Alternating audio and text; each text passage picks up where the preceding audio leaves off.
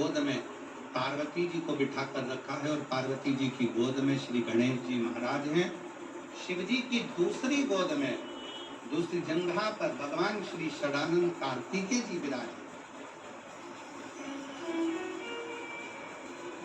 और इस दर्शन को राजा चित्ररथ ने देख लिया।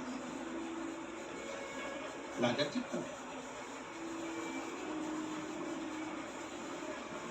और राजा चित्ररथ ने देखा, हंसने लगा। बताओ, जगत का पालनहारा, जगत का पिता और जगत धात्री माँ दुर्गा, जगत को चलाने वाला, जगत का देवता, जगत का देवाधिदेव महादेव और जगत जननी दुर्गा, ये कैसे बैठे?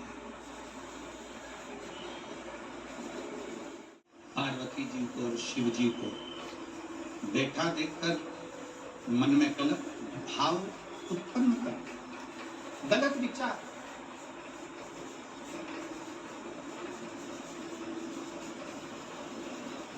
गलत सोच,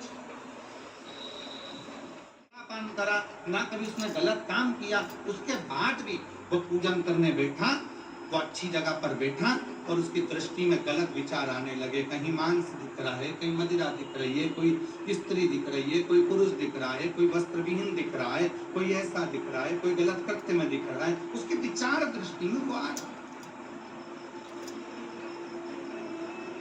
और कई बार लोग परेशान हो जाते हैं कि गुरुजी ऐसा क्यों हो रहा है, हम तो अच्छा करने के लिए गए, हम तो मंदिर गए, हम तो भगवान के भजन करने के लिए गए, हम तो स्मरण करने के लिए गए, फिर हमारी चित्त वृत्ति में ये कैसे आ रहा है, हमारी सोच में ये कैसे, हमारे विचार में ये कैसे? और जब शिव पुराण कहती है राजा चित्ररथ की बुद्धि में भी यह गलत विचार आ गया था, केवल संसार के मनुष्य की बुद्धि में नहीं, राजा चित्ररथ की बुद्धि में भी यह विचार आ गया था। ये शिव महापुराण की कथा है। गलत विचार आने लगे पूजन के समय पर, अच्छी जगह पर, ये गलत विचार, आप गलत कर नहीं रहे, आप मांसाहार नहीं कर रहे, आप समझ लेना कि आपके ऊपर कहीं ना कहीं किसी न किसी रूप में कोई अन्न किसी के घर का ऐसा खा लिया है जिसके कारण तुम्हारी बुद्धि थोड़ी सी भ्रष्ट हुई है। उसको सुधारे कैसे, उसको संवारे कैसे?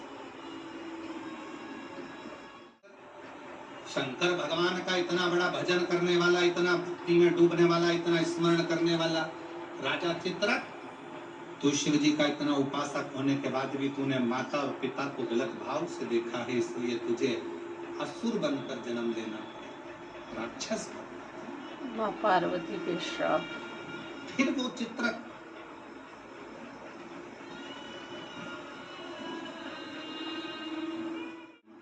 भद्रासुर, क्या नाम हुआ था उसका? भद्रासुर ऋषि की अस्थि। गलत विचार। गाय का, देसी गाय का 1 चम्मच घी, 1 चम्मच भी ना हो तो आधी चम्मच घी, आधी चम्मच भी अगर घर में ना हो तो 2 बूंद घी, 2 बूंद भी ना हो तो देसी गाय का 1 बूंद घी अपनी हथेली में मध्य में लगाकर, जो शंकर भगवान का, भगवान शिव जी का जो शिवलिंग होता है, उस शिवलिंग के ऊपर के भाग पर अपनी हथेली को रखकर और जो अशोक सुंदरी वाली जगह है उस जगह पर अपनी हथेली का घर्षण करना चाहिए। लगभग 5 प्रदोष अगर आपने कर लिया तो निश्चित है आपकी बुद्धि में कभी गलत विचार पूजन करते समय आएगा ही नहीं और गलत दृष्टि की ओर जाओ।